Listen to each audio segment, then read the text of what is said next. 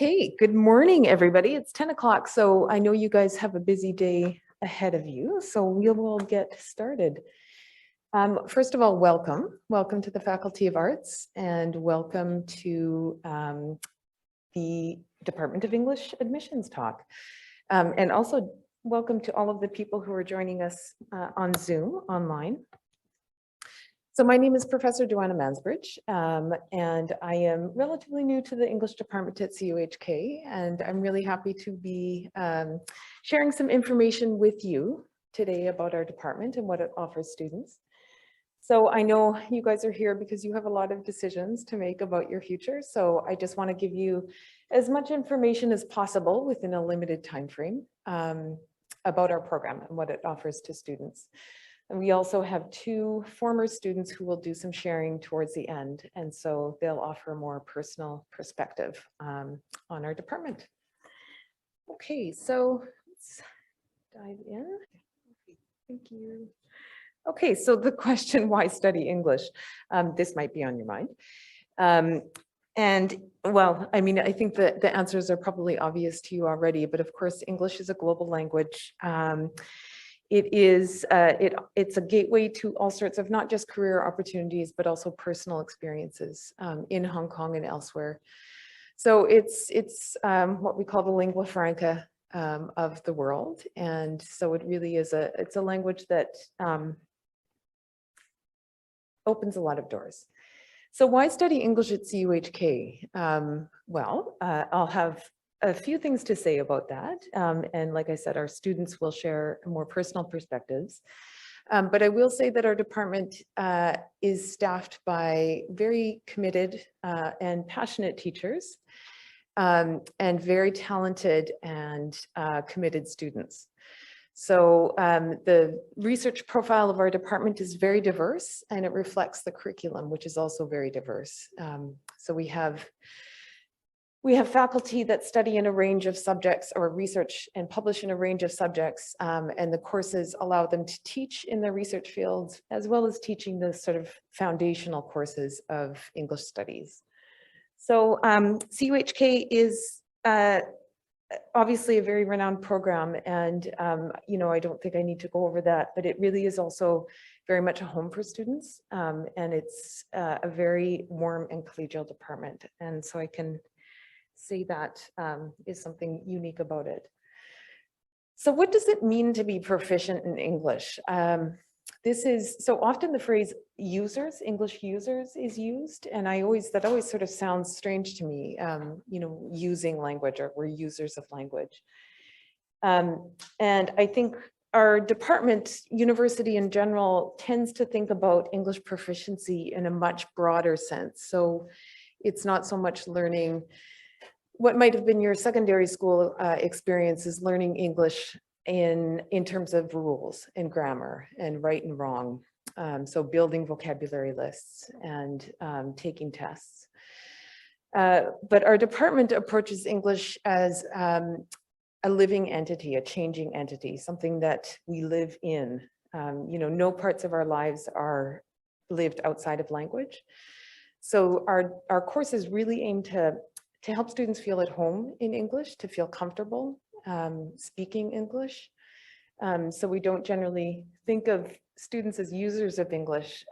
We think of it more as a kind of space to feel comfortable in, a kind of a home.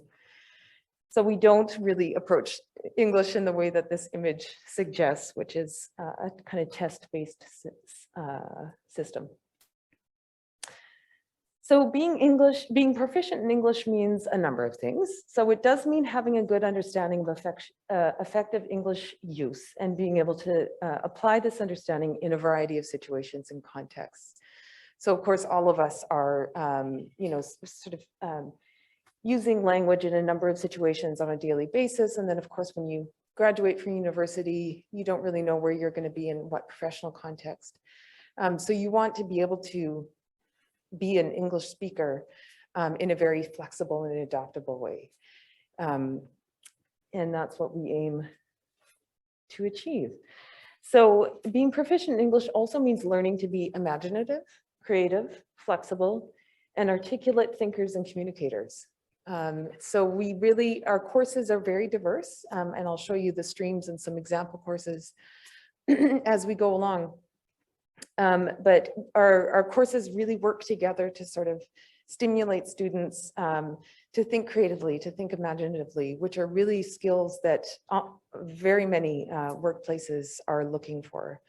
You know, they don't want people who sort of think like robots. They want people who can think spontaneously, make connections, think creatively, and of course, communicate effectively.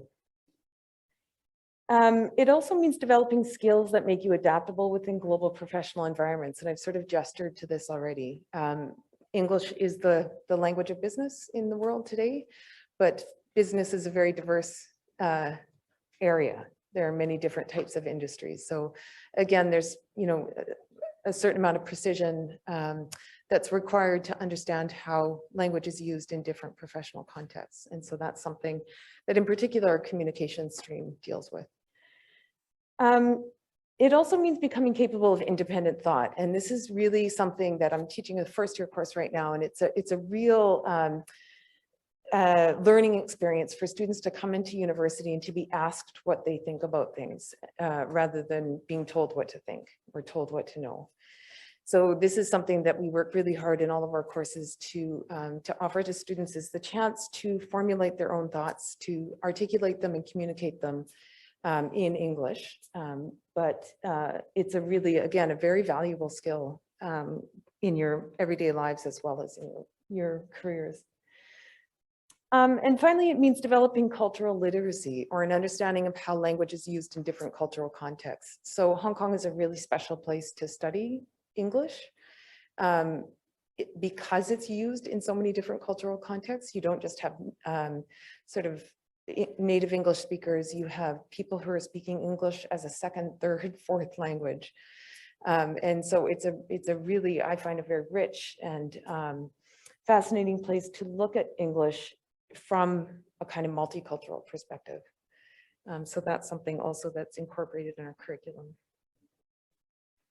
So our courses emphasize students as independent thinkers and creators of knowledge. So they're not sort of empty repositories of just waiting to be filled with knowledge.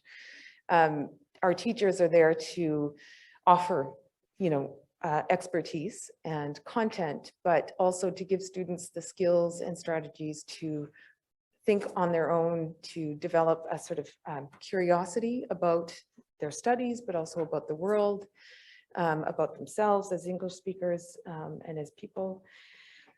So it's a very, again, this emphasis on flexibility, creativity, and independent thinking is really, really important. So some of our assessments, we rarely have exams. So we have assessments that, again, ask students to formulate their ideas and communicate them in different formats. So of course, essays are part of university life. There are different kinds of essays, persuasive essays, you know, argumentative presentations. So multimodal, sort of multimedia presentations, group presentations, reflective narratives. So often journal writing, reading responses are part of courses. So those are kind of like low stakes writing exercises. And then creative writing, I'll talk a little bit more about that, but there's creative writing really, it's woven into many of our courses, especially the literature courses. But it's also going to be a new stream in our program, or it is a new stream in our program. So it's also something students can really focus on and study intensively. And then finally, we have capstone projects. So all of our final year students do an independent study, independent project. And this can include a range of different things. It can be an essay, a long form research essay. It could be something a little bit more creative, like a drama production. There's a range of possibilities there. And for the capstone projects, we really encourage students to follow their interests and to sort of build on those, thinking of the capstone as a kind of bridge between their university career and their professional career. So these are the 4 strands that our department offers: communications, applied linguistics, English literary studies, and creative writing. Creative writing is new as of this year. I think it's this year. Students who enroll in our department take courses across these 4 streams, so they get a really diverse education in English. They will focus on one of these streams, but they'll have a very broad spectrum. They'll be exposed to a very broad spectrum of courses. So communications deals with mostly written, written and spoken communication. So things like persuasive writing, mock interviews, so interview skills. It really focuses on communications within a kind of diverse industrial landscape or professional landscape. Applied linguistics is a very, itself a very diverse field, and it looks at language as a living entity. So not a system based on rules and grammar, although that's part of linguistics. But applied linguistics really looks at how language is used in everyday contexts, from MTR conversations to classroom conversations to written genres. So we of course focus on English in our department, but our faculty actually come from a diverse linguistic background. And so we do look at multilingual applied linguistics as well. English literary studies is, this is the strand that I'm most involved in. So my research area is drama and film. So in English literary studies, you study how to analyze poetry, novels, short stories, as well as drama and film.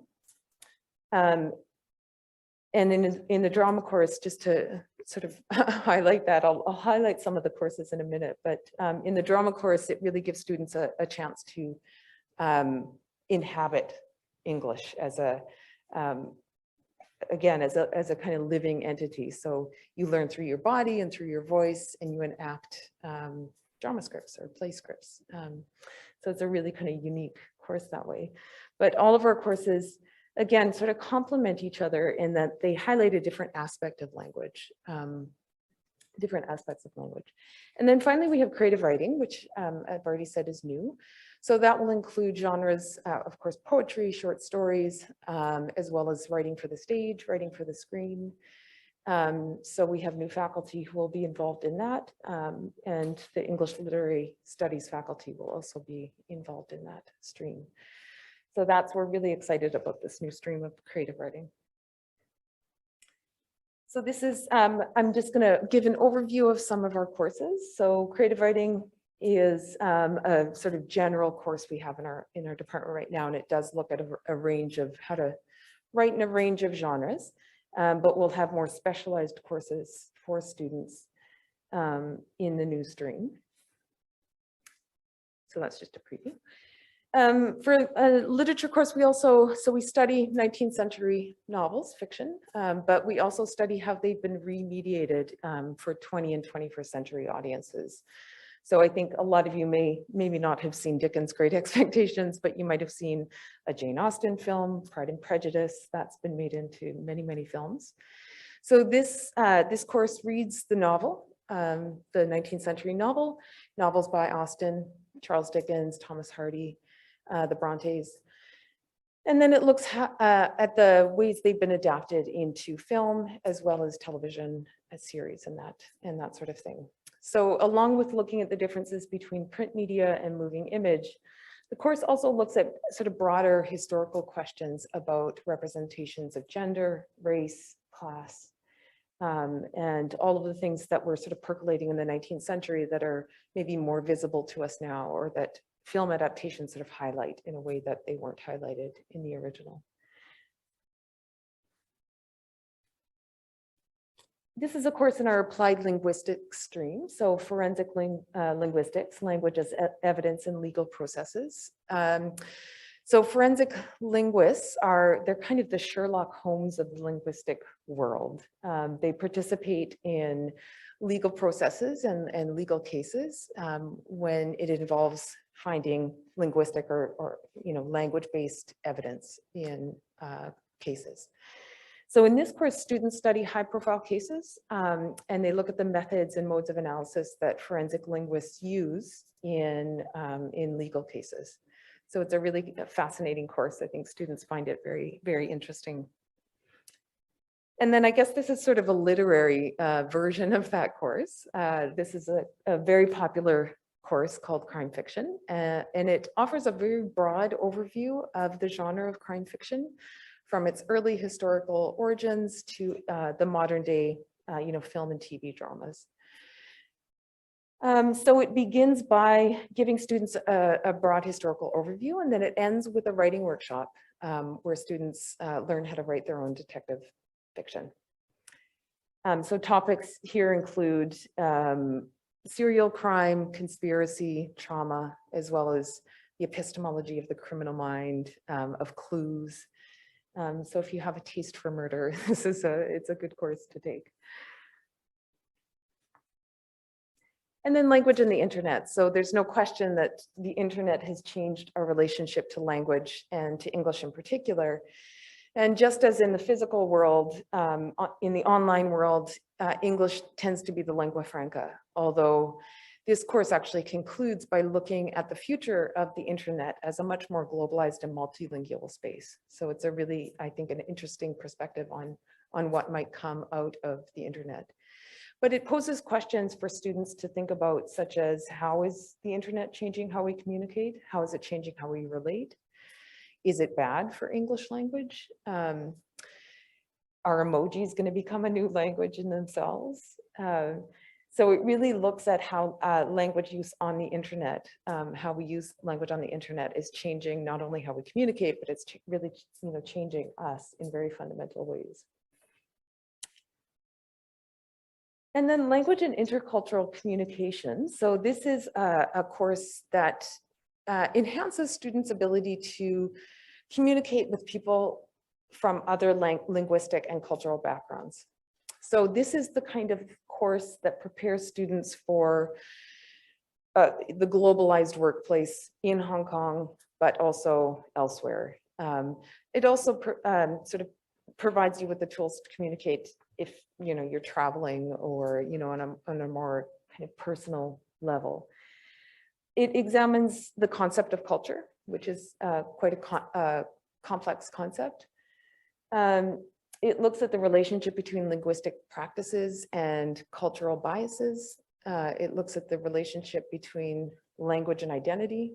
And obviously identity includes gender, includes race, ethnicity, social class background. And it looks at cultural diversity in values and worldviews. So it's a really rich course in terms of, its focus on language and English, but also on cultural diversity and the role that language plays in, fostering cultural diversity, understanding cultural diversity, and respecting it. This is a very unique aspect of our program, and it is quite a transformative experience for students. So the World in English, Oxford Summer Program, students spend, I think it's 3 weeks in the UK at Oxford University. This is subsidized by our program, so it is really, special in that way too. So students spend their days with Oxford tutors, not all their days, but they spend time with Oxford tutors studying in seminars. And then they spend evenings and weekends on cultural excursions to London, to Stratford, so Shakespeare's birthplace. They see plays, they go to museums, they go to historical sites such as Stonehenge. So again, very rich learning experience and learning in a very kind of expansive sense. Students often take advantage of this opportunity and they stay after the program is ended and they travel to Europe. And when they're there, they have a chance to apply English in a multinational, multicultural context, because of course, English is the lingua franca of Europe as well. So it's like I said, a very kind of special and transformative experience for students. This tour. So this is something that I am sure is on a lot of your minds, even at this early stage. I mean, you're not even in university yet, but you're probably thinking about your plans for university in relation to what you want to do after. So again, English is a very kind of particular, special place to study or department to study in. It's not like accounting or engineering where you study for one field. So you just have this sort of, I guess, one singular pathway. English is something you study and it opens up multiple pathways. So it is something that employers value because they know it's not just about learning how to speak English. It's learning all of those other skills that I pointed to earlier, how to be independent thinkers, adaptable, creative, flexible. So these are kind of what they call the soft skills that a lot of industries are looking for. So English is a very valuable field. It's also personally enriching. So this is what got me into English as a field of study as an undergraduate and then as a professional, that it's something that really enhances every part of your life. So it's kind of unique that way. And like I said, it's, you know, if you study something like accounting or engineering, you're sort of locked into that as your career path.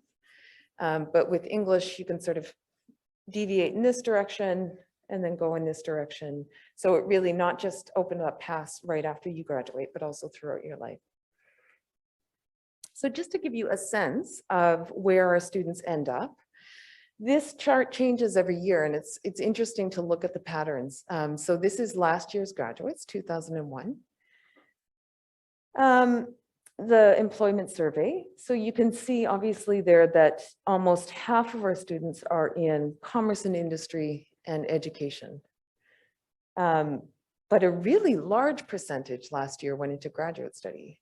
So that was a new trend or new from the year previous. So of course, education teaching is a common field for graduates of English to go into, and it's a very rewarding field.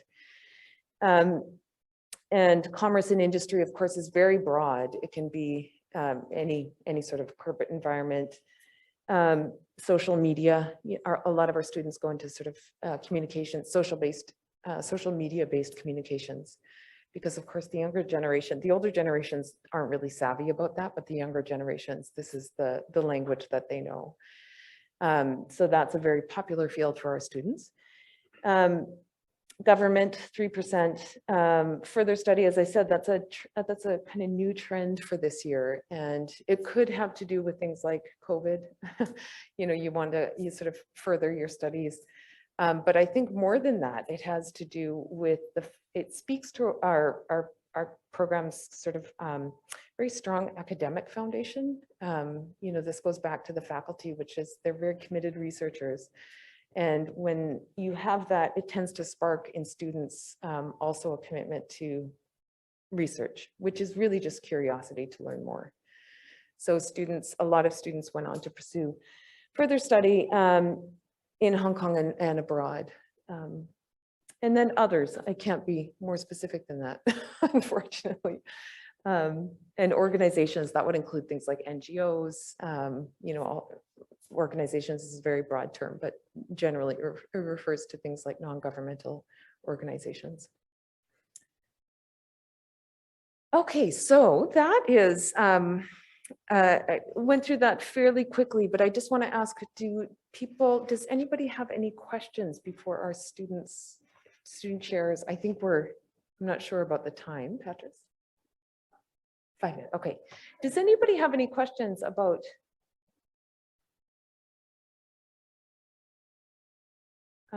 any of the slides that I went over, any of the details that I skimmed? Yeah.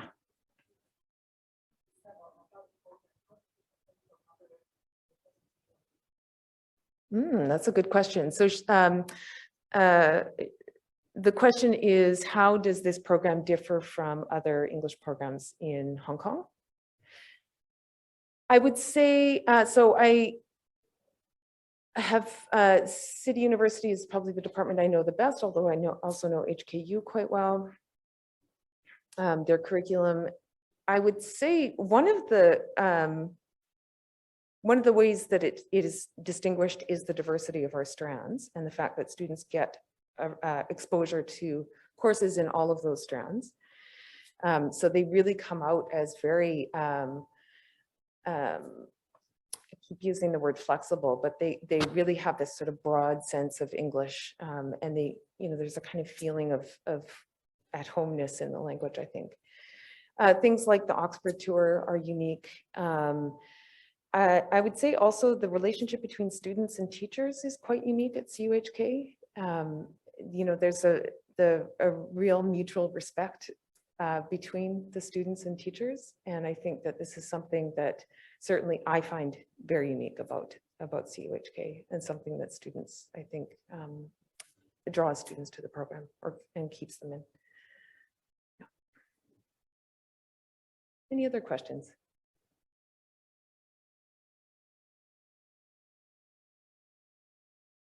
Okay, so I'm going to invite our students. First of all, I'll ask Ernest to come up and introduce himself and say a little bit more.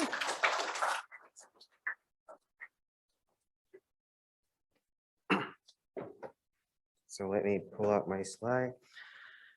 And perhaps I could answer what's the difference between other universities, like courses, I guess. So I actually chose CHK, obviously, but I find that perhaps HKU has more linguistics courses, and our courses are a lot more unique and more modern in some sense, like 19th century novels on screen.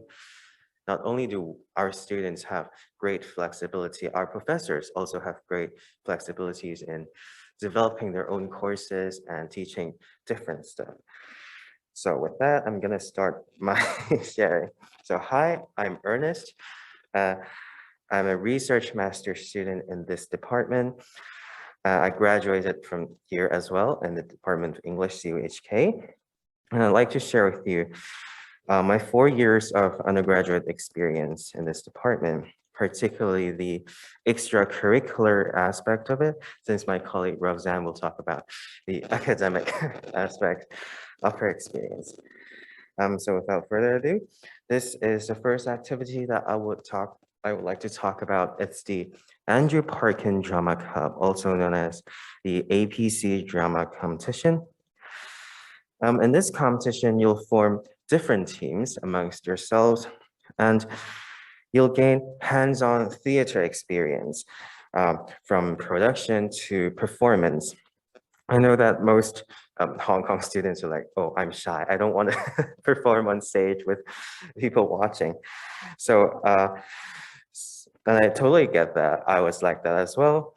And that's totally fine. And because there are different roles that may suit you, like we have directors, backstage people, makeup, and also script writer, which is a really valuable experience because you don't get to write for a stage production really often. So, and rest assured, you absolutely don't need any prior theater or drama experience before you join our APC. So take me, for example, I joined without any prior knowledge of theater, but I ended up being a backstage prop design person, and I also performed. I'm in the back. I was hiding myself. So this is back when I was in year 1. So at first I didn't want to join. I was kind of forced against my will to participate and be a performer. I'd be an actor. So, but I ended up quite enjoying it. And now, well, I'm talking about it now. So, and also this is a photo after we won the competition. And also here's another photo of one of the drama performances.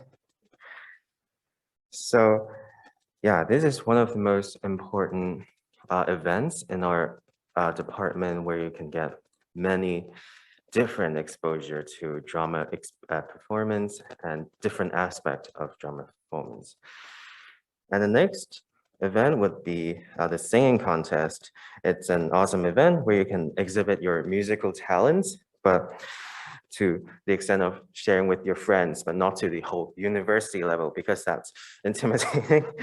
And you get a taste of performing, and you get a sense of supporting your friends, and it's really really chill and joyful function that everyone enjoys. And I'm only including this because I won this singing contest.